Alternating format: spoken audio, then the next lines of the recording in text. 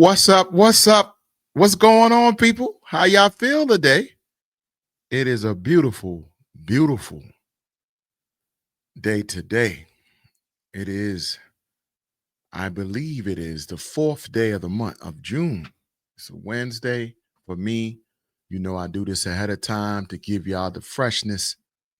I'm happy to be here. Hopefully, you guys, if you're not aware of it, and maybe, you're not aware of us. This is Jermaine McCrimmon. I'm from Humanity Unplugged podcast. Welcome to the show. Welcome, welcome, welcome to all to the show. And on this podcast, we give you the good, the bad, and the ugly. And sometimes we hit you with that dramatic affect me, please, as a friend of mine I watch on YouTube says. We give you that real smoke. You might not like what we say or what I might say or the stuff I do give my opinion on, but just understand it's just my opinion on how I feel about different situations. Today's podcast, let me just tell you, it's going to be a good one. I'm going to be going off. I know I am because some of the stuff I'm going to talk about is very close to me. And first and foremost, before we get too far ahead of ourselves, I like to give an honor to the Most High, who give us the wisdom and knowledge to do this one more time and again. So, people, I feel good.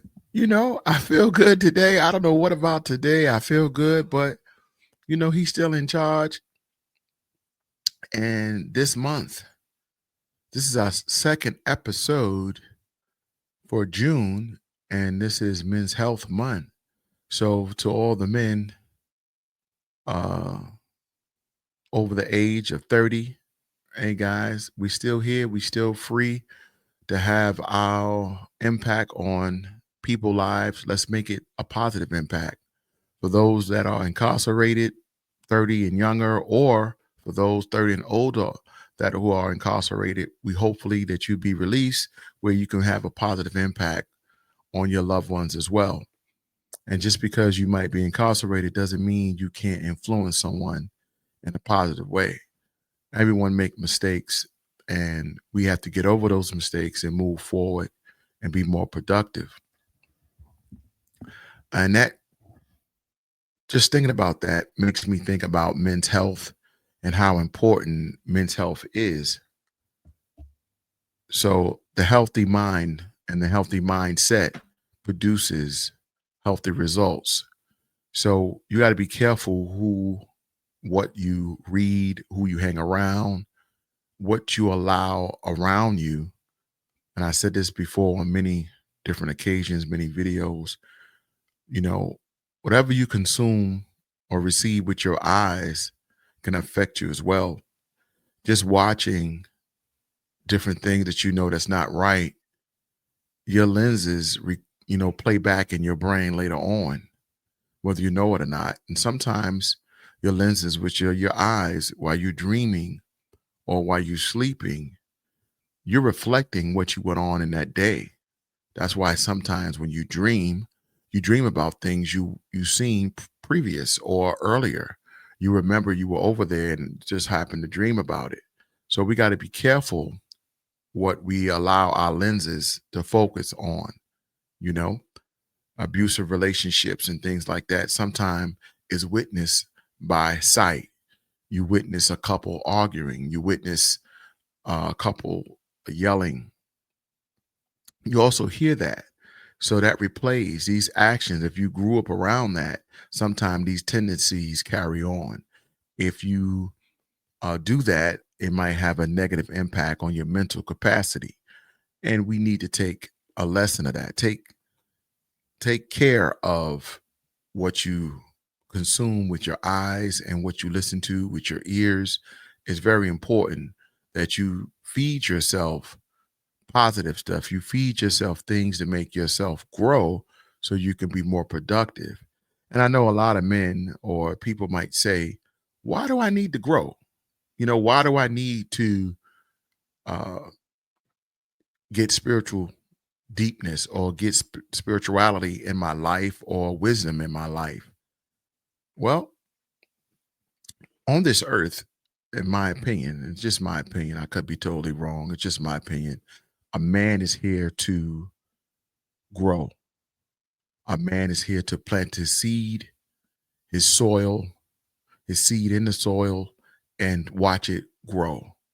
And that could be whether he's here to have siblings, offsprings, every mammal, and that's what you are, whether you know it or not. You are a mammal, you are a vessel. You're here to leave a better version of you before you go.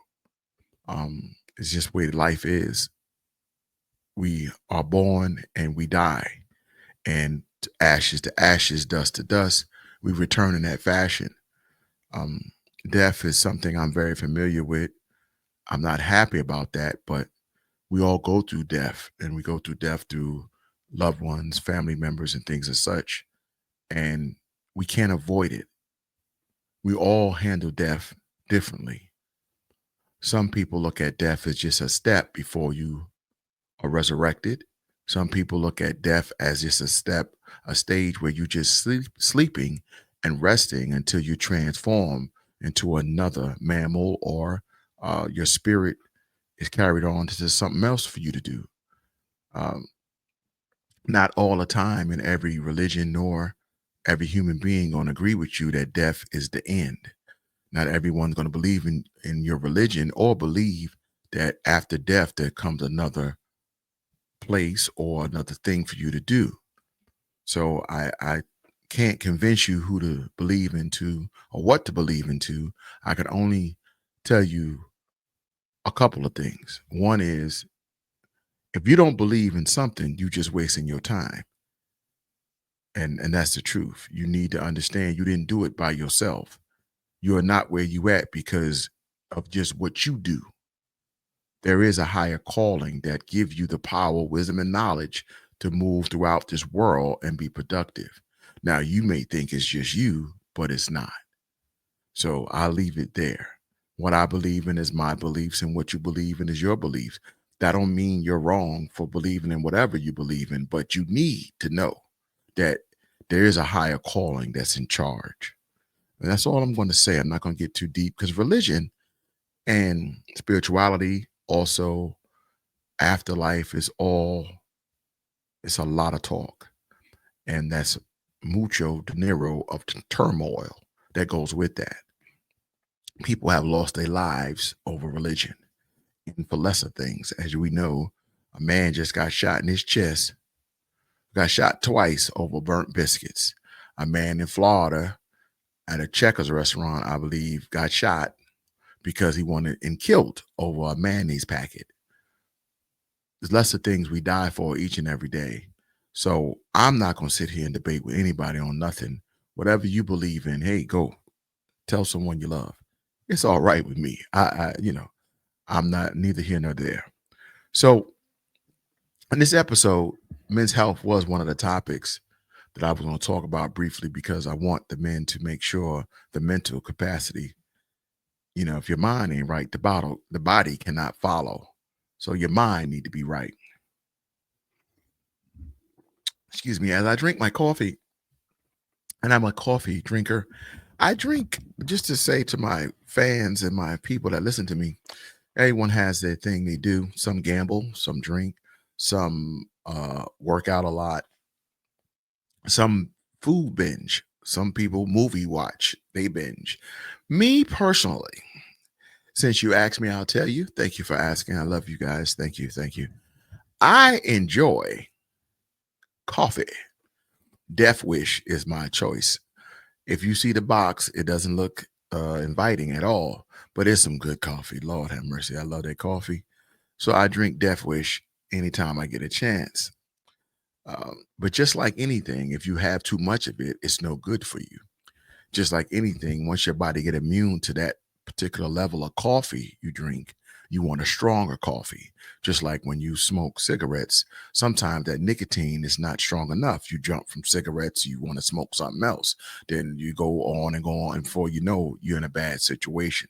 So we have to maintain, some decency in what we do. Anything we do too much of can be a problem.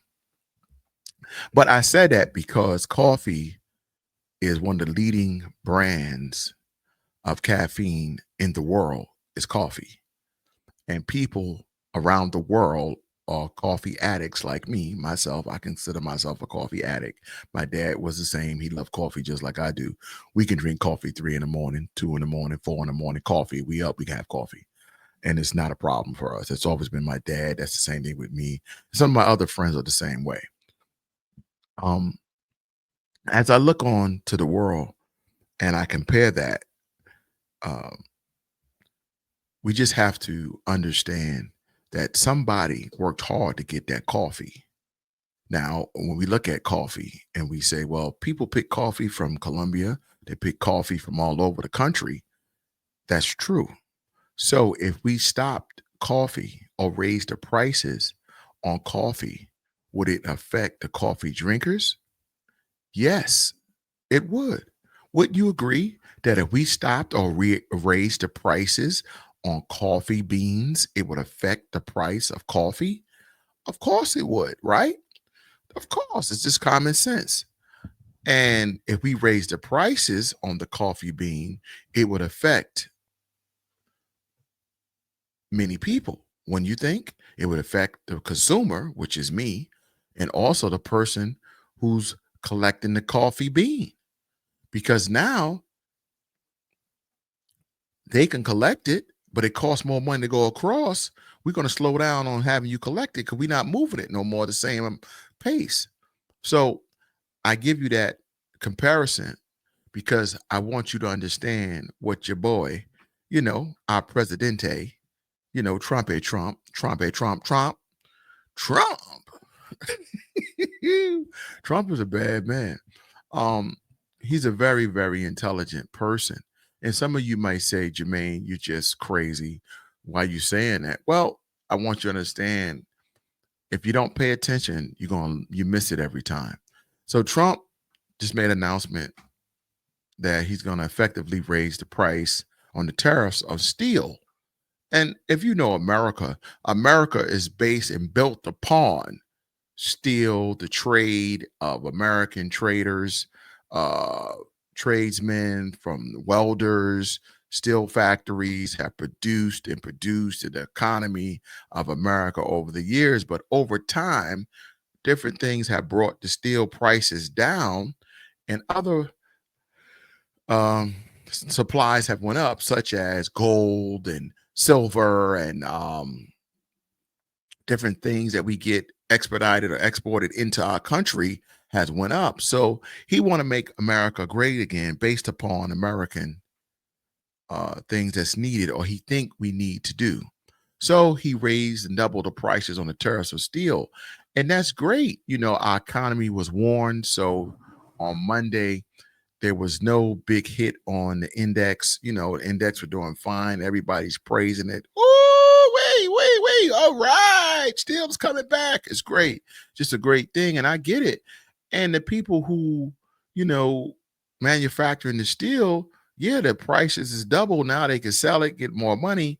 But the problem is we use steel over here for many different things. Planes, wash machines, stoves, TVs, not TVs, but different items such as that have steel factories, aluminum factories. It use this metal, right? That he doubled up on the price.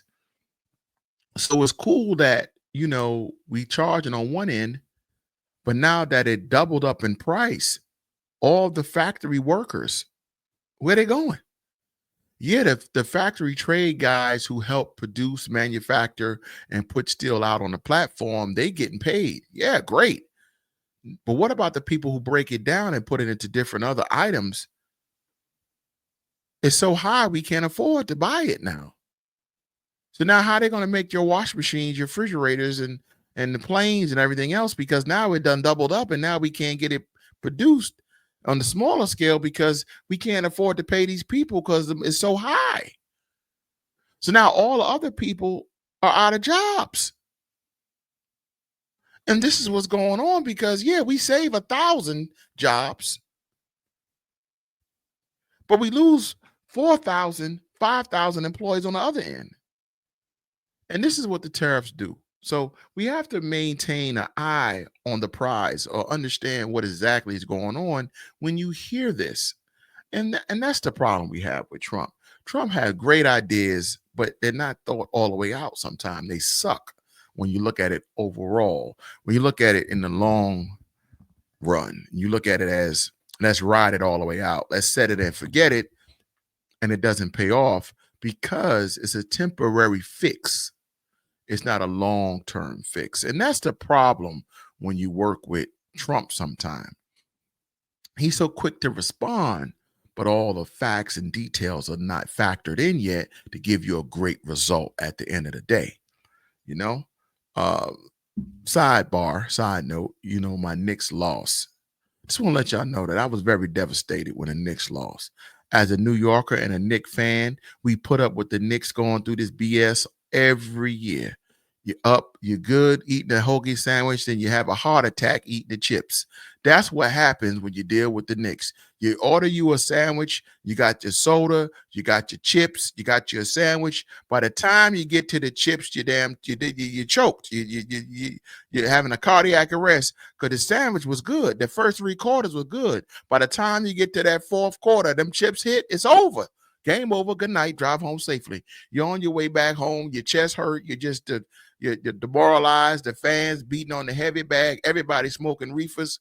It's horrible. That's what happens when you are a fan of the Knicks. So what the Knicks do, they want to help you. They want to give out free tickets now. The Knicks are with they're with the fans. They want to make sure their fan clubs are compensated for losing. They want to fire Tibbs. I'm going back to the topic, guys. Knicks ain't my topic. I just happened to think about this. I'm so sorry. I'm so sorry. But Tibbs, they fired him, and if it wasn't for him, in 25 years, we ain't did what he have done for us, and that's fine. But now we got to get some new head coaching. Hopefully, we come back. And I hate to say it, but everyone knows this was our shot because everything couldn't have lined up better for the Knicks to go to the finals, and we didn't make it. Okay, I'm done with that. I just wanted to vent. I need psychiatry for that. Okay, pray for me as I continue to be a New York Knicks fan. Thank you so much. So now, getting back to the topic. India. I don't know if you know India. India, I told you I love India. I think they no joke. They ain't playing. They're not playing. India and Pakistan, they hate each other. It's what it is. But what happened today over in India at Cricket Stadium, I think it's called the Bangalore Crickets. That is a cricket team over there in India, won their first title. And this happened at Cricket Stadium. 47 people was injured and 11 killed over a cricket celebration. This is what I'm talking about. I said this before when India and Kanarsh, I think it is, when the assassination came across there, they killed a bunch of the tourists over there. India is beautiful to go visit, but you got to have your head on a swivel because it's not safe. You can't go to the bathroom. Bombs blowing up. Everything is on fire. You're ducking everything. It's horrible. You go out to a game, a friendly game of cricket, and this ain't soccer now. I ain't say soccer because soccer get violent too. I'm talking about cricket. Cricket. Sure enough, and it's going crazy. And it's sad, people dying. What can I tell you?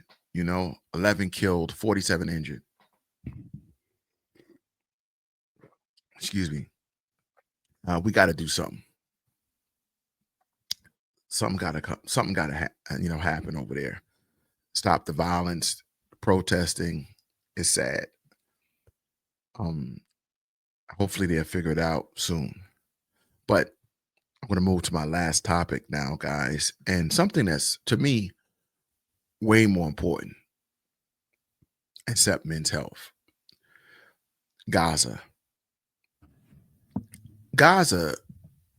as I've seen over the last month, Gaza, Israel, Gaza, they bump heads, and they're bumping heads on another level. And it's so bad. I want to compare you to something. So I have to give you this comparison. And it's my comparison, but maybe over there where you at, wherever you from, you can compare it to this. So my comparison I'm going to give you is really good. So my comparison to Gaza is Manhattan. For all my New Yorkers, everyone around the world, excuse me, no, Manhattan is an island. And what if they shut down Manhattan?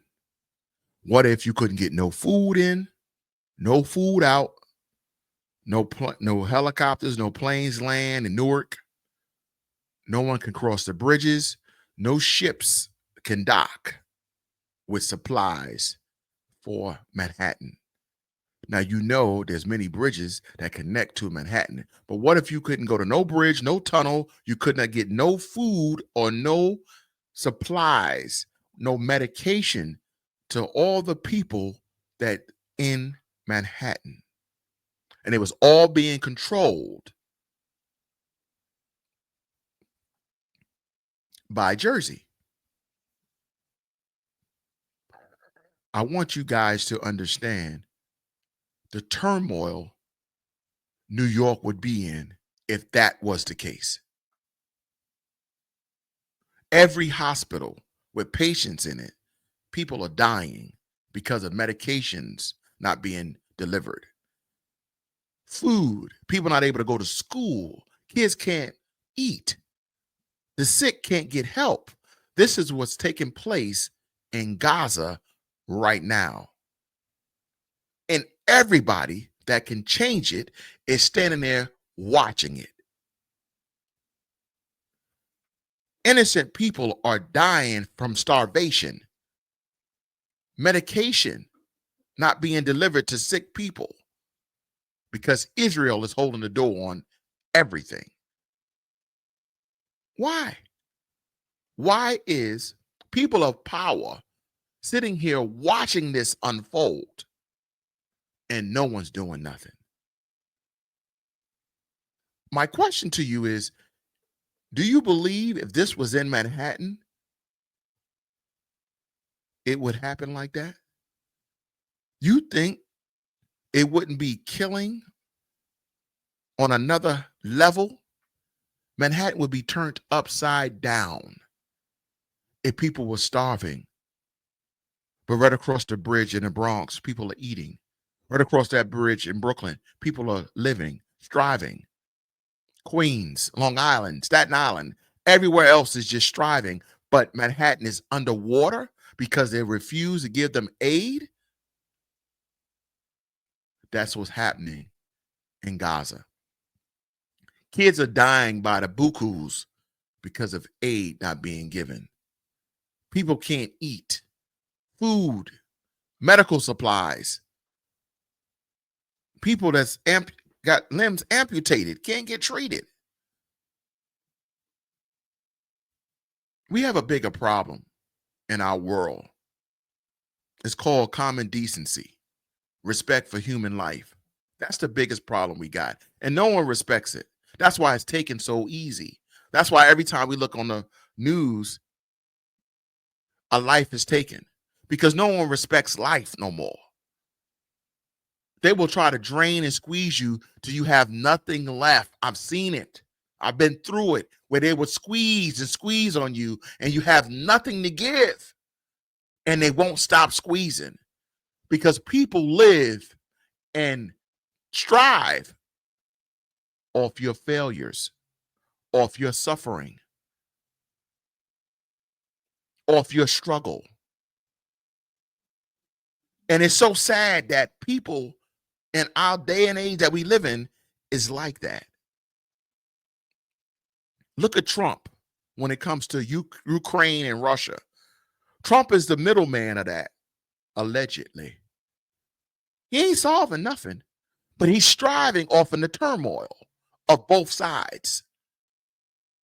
He wants America to eat off it, but he's right in the middle, the middleman, striving off in the chaos, striving off in the turmoil, people dying, aid not being given, Russia bombing Ukraine, Russia missiling, just dropping all type of missiles on Ukraine. And he's sitting there eating. When we gonna work this out? Come on, guys. Just give us some oil. We can. You know, he's pushing the numbers. Look what he did with Canada. I'm giving you relevant factors here. He was so mad at Canada. Oh, Canada's not doing enough for all the people that's trying to come in the borders, all the immigrants. Oh, no, Canada not doing what they need to do. When you listen to it and you get down to it, he wants dibs on the narcotics that's going on. Canada, or people in Canada, or people around Canada know how to get them drugs. And it's big money in the pharmaceutical companies, in the drug game. And yes, Canada have pushed the immigration laws and the border patrols. They have pushed it all over, but Trump right there. What he did, power play. Everything's a power play. Everything is a power play. America need to be on the end or the front of a power play all the time. Well, why he ain't go over here to Gaza and solve that with the Israels in Gaza? Why? I don't hear Trump over there. Why he didn't go over there and lay down his big foot and say, yo, listen, man, stop all this madness. Israel, get them people their medication. Get them people the food.